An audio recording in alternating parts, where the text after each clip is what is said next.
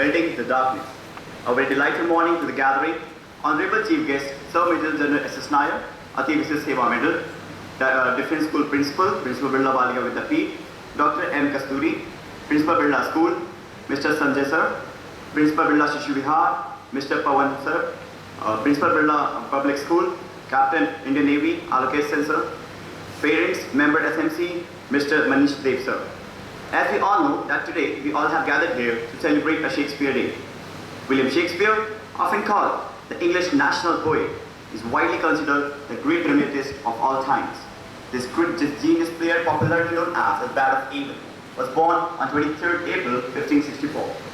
In his entire lifetime, William Shakespeare penned down 38 plays, 154 sonnets, and 2 long narrative poems. No writer's living reputation can compare to that of Shakespeare, whose plays were written in the late 16th and early 17th century. For a small repertory theatre are now performed and read more often and in more countries than ever before.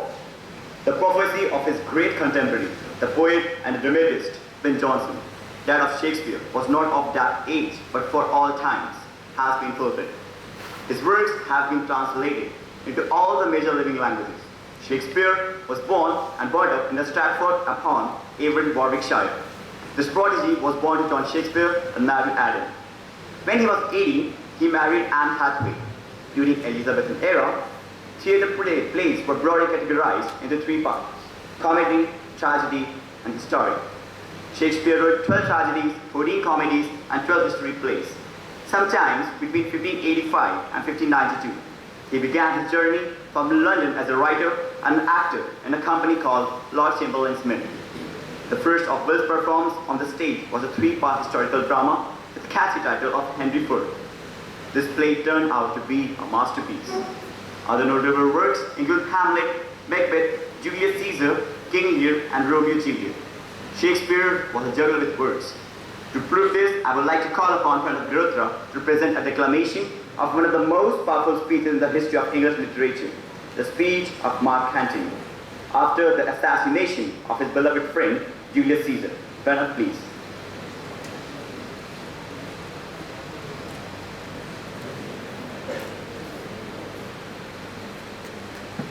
Friends, Romans, countrymen,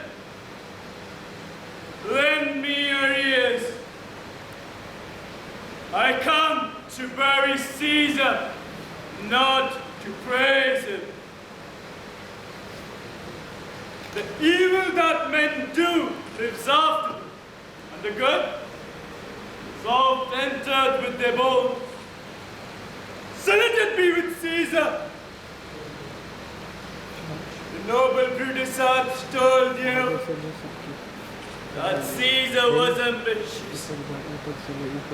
If it were so, it was a grievous fault, and grievously had Caesar answered it.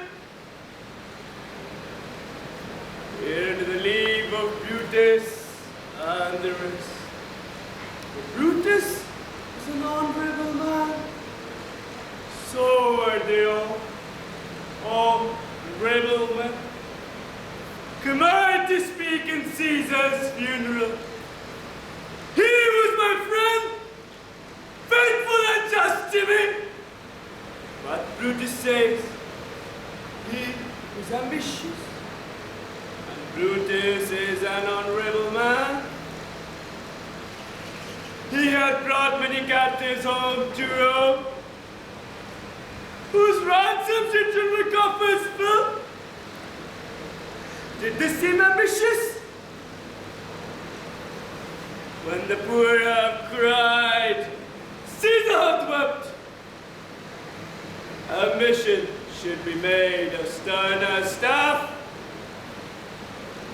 But Brutus says he was ambitious. Brutus is an honorable man. You ordered see on the Lupercal. I thrice presented him a kingly crown, which did he thrice refuse. Yet Brutus says he is his ambition. And sure, Brutus is an honorable man. I speak not to disprove what Brutus spoke, but I speak what I know. You all, the lowing ones, not without a cause. And what cause withholds you to mourn for him? Oh, such thou art fed to brutish beasts, and men have lost their reason. Bear with me. My heart is in the coffin, but Caesar, I was supposed to have come back to you.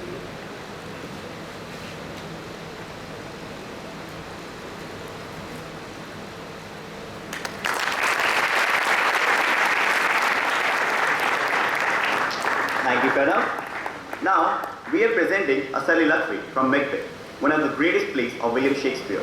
A soliloquy is when a character speaks his or her thoughts aloud, without acknowledging the others on stage. It is a tool that allows the audience to understand the character's thoughts and motivations. The soliloquy which Pranav Dogra is going to present is delivered by Lady Macbeth in the presence of her nursemaid and doctor, but does not acknowledge their presence. Pranav Dogra as Lady Macbeth. Yet, here's the spot. Out of the spot, out I say. 1, 2, 1. It's time to do it. Hell is murky. Fire Lord, fire soldier, and a fear? What fear do we need when none can call our power to account? Yet, who would have thought the old man to have had so much blood in him? The tail of fife, head of fife. Where is she now? Will these hands now be clean? No more of that, my lord! No more of that! You are always starting. All the perfumes of Arabia will not sweeten this little head. Oh! Wash your hands. Put on your nightcoat. Look not so pale. I tell you yet again, Banquo's buried. He cannot come out of his grave. What's done cannot be undone. Come, there's knocking at the door. Give me your hand. Come, to this.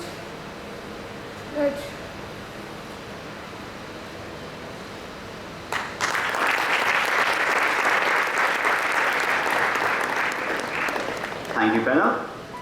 Shakespeare's plays are relevant even today, as they portray all the human emotions such as passion, jealousy, love, and death.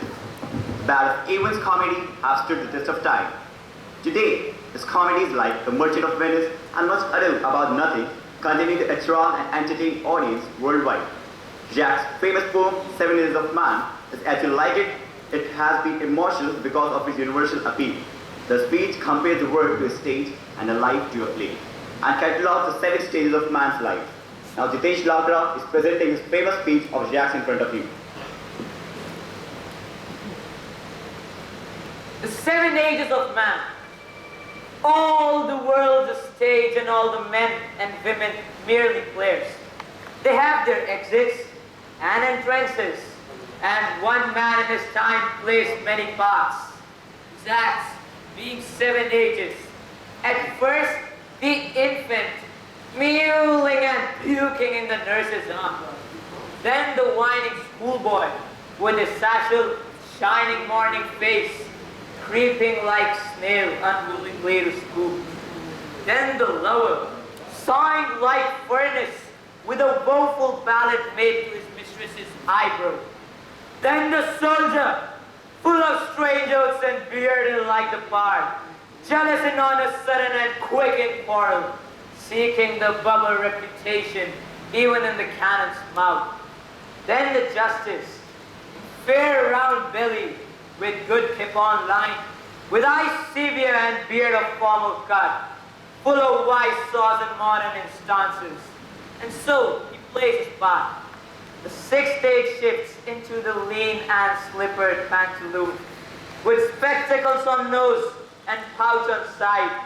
His youthful hose will save the world too wide for his shrunk shank and big manly voice, turning against towards childish trebles, pipes and whistles in his sound. Last scene of all, that ends this strange eventful history. Second childishness and mere oblivion. Sans teeth, sans eyes, sans taste, sans everything.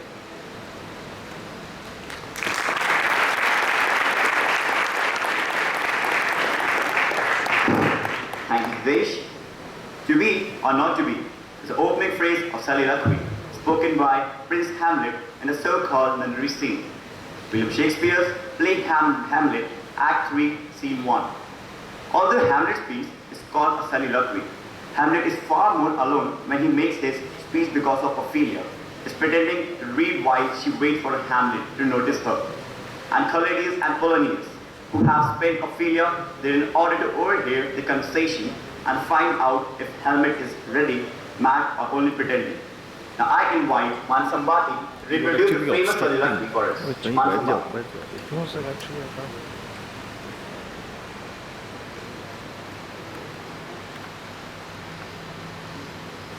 Be, not to be. That is the question. Whether it is nobler in the mind to suffer the slings and arrows of outrageous fortune, or to take arms against a sea of troubles, and by opposing enemy, to die, sleep, no more, and by sleep to say, we end the heartaches and the 1,000 natural shocks the flesh is at. It's a consummation to walk into the patient, to die, sleep, a chance to dream ideas thereof. When that sleep of death, what dreams may come when we have shuffled off the small coil, must give us pause. There's an aspect that makes calamity so long life. For who? Who would bear the whips and scorns of time, the oppressor's wrong, the law's delay, the pangs of despised love, the insolence of office, and the spurns, patient merit of the unworthy takes, when he himself might quite straight with a bare body? Who would fathers bear to grunt and sweat under a very life, without the dread of something after death, in the undiscovered country from whose bourne no traveler returns, puzzles the way, and makes us rather bear those ills we have than fly to others that we know not of. And thus conscience does make cowards of us all. And thus the native hue of resolution, sicklied over with a pale cast of thought, and enterprises of great pith and movement, with this regard, their current sternity, and lose the name of action.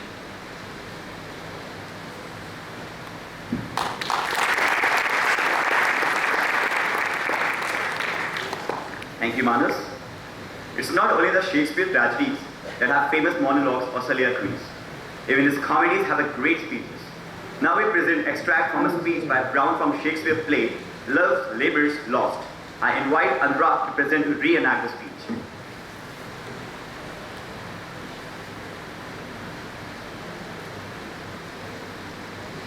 Consider what you first did, Sir, on to fast, to study, and to see no woman.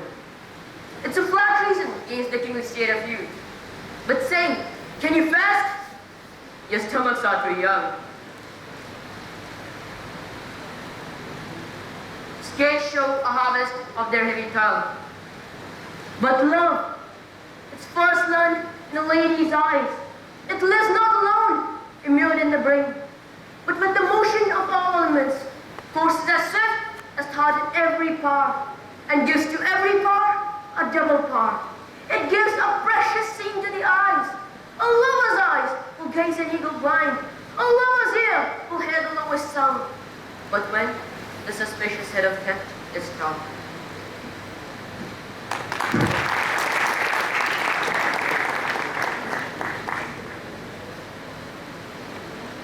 Sonnet is a poem that has 14 lines, each containing 10 syllables and a fixed pattern of a rhyme. Shakespeare's sonnets are regarded as the best poetry ever written. The first 126 sonnets were dedicated by him to a young man, and other 28 by a dark lady. Now I invite with courage to present a famous sonnet of a Shakespeare, not marble, not the gilded monuments, addressed to his friend, Courage.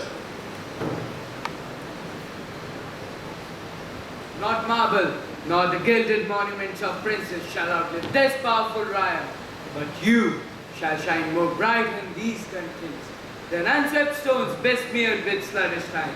When wasteful wars shall statues overturn and broils root out the work of masonry, nor marsh is sword, nor wars quick fire shall burn the living record of your memory against death and all oblivious enmity. No, your praise shall find room in the eyes of all posterity that wears this word out to the ending doom. So till the judgment that yourself arise, you live in this and dwell in lovers' eyes. Thank you.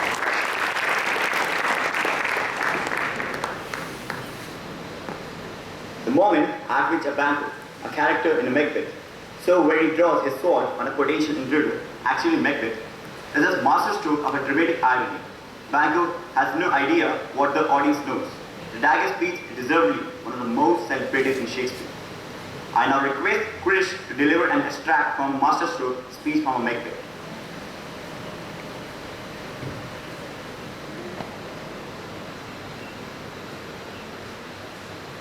Is this a dagger which I see before me? The handle towards my hand. Come, let me clutch thee.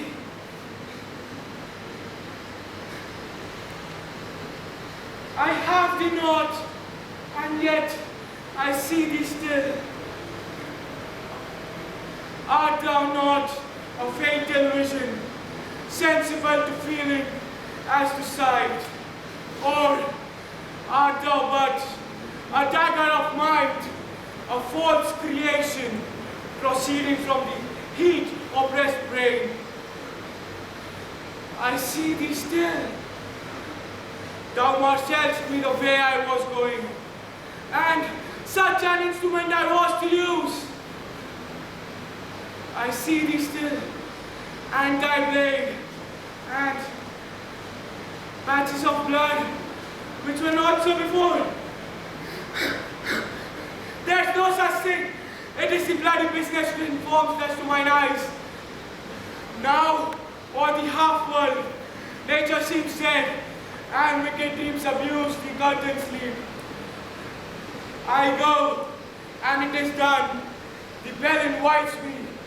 Hear it not, Duncan, for it is a knell. Thou summons the way to heaven or to hell.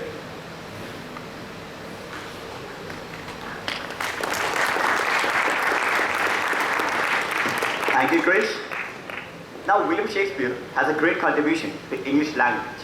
He has coined more than 2,000 words and innumerable phrases in English. Some words have been invented by changing noun into verb, changing verb into adjective, connecting words never used before, adding prefix and suffix, and devising word purely original. Now, I request Sankal to give a proper presentation on the Shakespeare word and phrases. Sankal, please.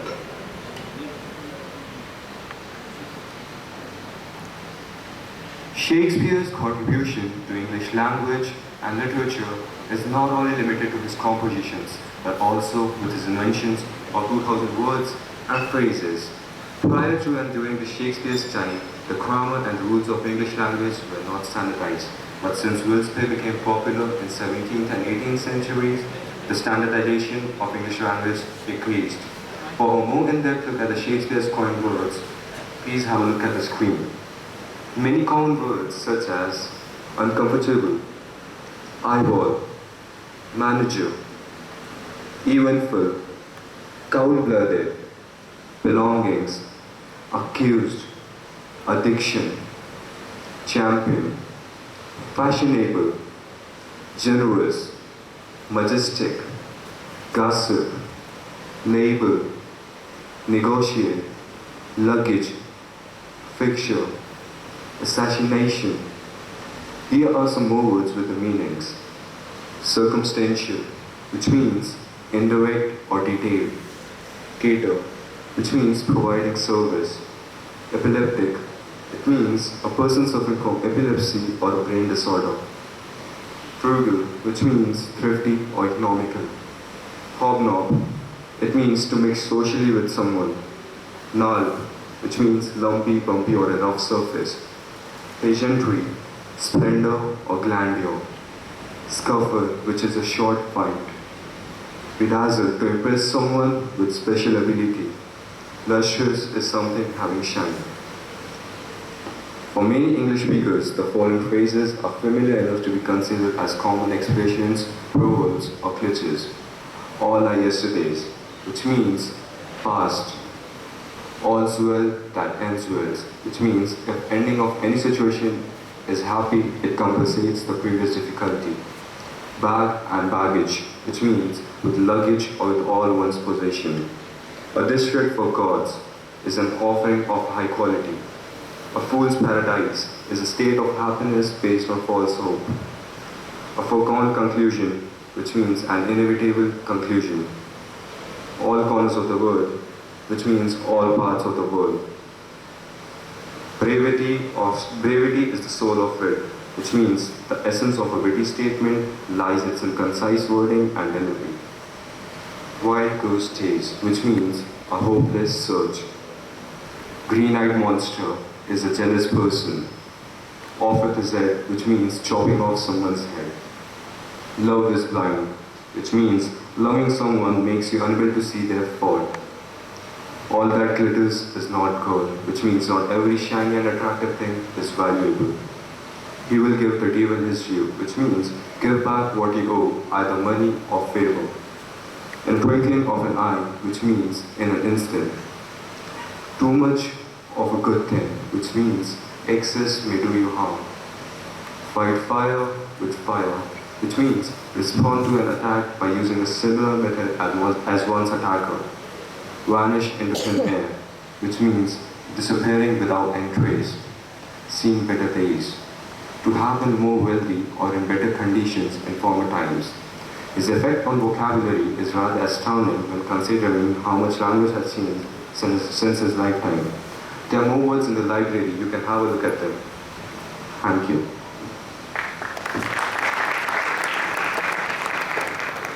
Thank you, Sangal. I am very much sure that almost all of us sitting right here in this hall are very much familiar with the William Shakespeare play, The Merchant of Venice. The Merchant of Venice has this good guy and comic villain. This step is necessary comic complications and tensions that provide suspense that holds the audience's attention. The culmination of this battle between force of goods and villainy comes with Act 4, Scene 1, as a trial scene. Our boys are trying to enact that popular scene, the trial scene, keeping in mind the time factor. Some dialogues have been modified, compressed, or pruned. So here we are presenting a trial scene from The Merchant of Venice. Salerio and Salenio arrived at the inn and at the same time lingered at the street. Well now, Salerio, what's the news on Rialto? There's a rumor going around that one of the Antonio's most richly laden ships have been wrecked in the channel. They call it a very fatal sandbank where carcasses of many tall ships lie buried. If the stories are true. I hope they aren't, but it's certainly true. Without putting too fine a point on it, that's the good Antonio, the honest Antonio. Oh, I wish I could find words to describe him. Come on, finish the sentence. Well, what are you saying?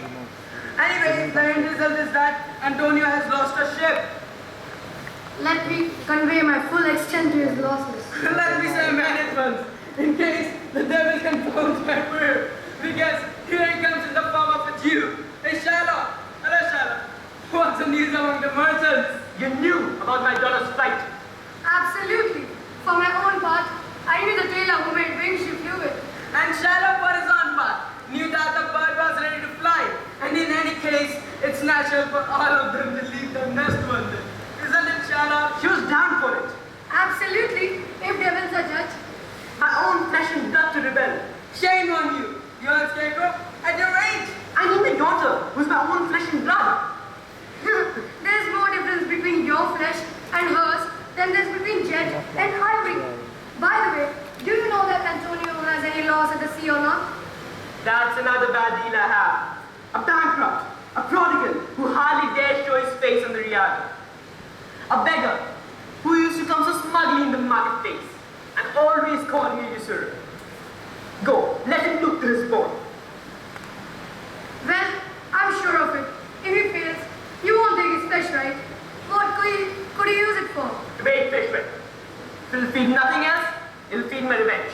He has insulted me and obstructed me 500,000 times. He has scorned